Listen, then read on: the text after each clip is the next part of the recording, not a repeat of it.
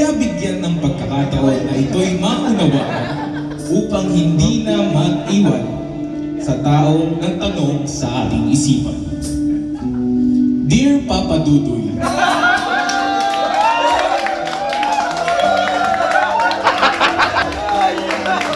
isang magandang araw po sa inyong programa, Papa Dudoy, at sa lahat ng mga tagapakinig. Isa po sa mga tagahanga ninyo sa inyong programang Barangay Love Stories. Gabi-gabi po ako nakikinig sa inyong programa at naging routine ko na po ito bago matulog. Sa totoo lang po, Papa Dudoy, hindi ko po malalaman ang programa ninyo kung hindi sa akin sinabi ng espesyal na tao sa akin. Tawagin na lang po natin siya sa pangalang Karen.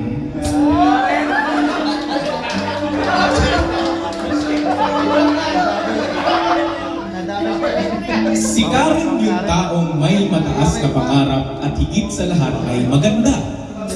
Ako naman yung tipo ng tao na gwapo at may pagkapresko.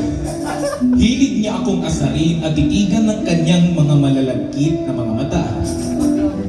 Bago po pala ang lahat ay hayaan niyo muna akong magpakilala. Ako nga po pala si Tunying na isa na ngayong seaman.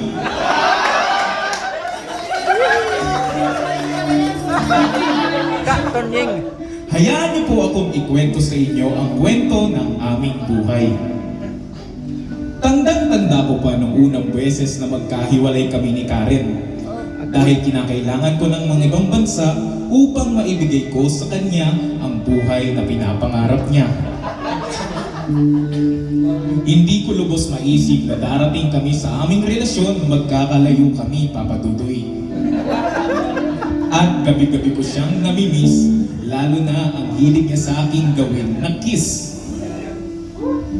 Kaya minsan ay tumingala ako sa langit at hiniling na sana ay kaya kong lumipad upang bisitahin man lang siya.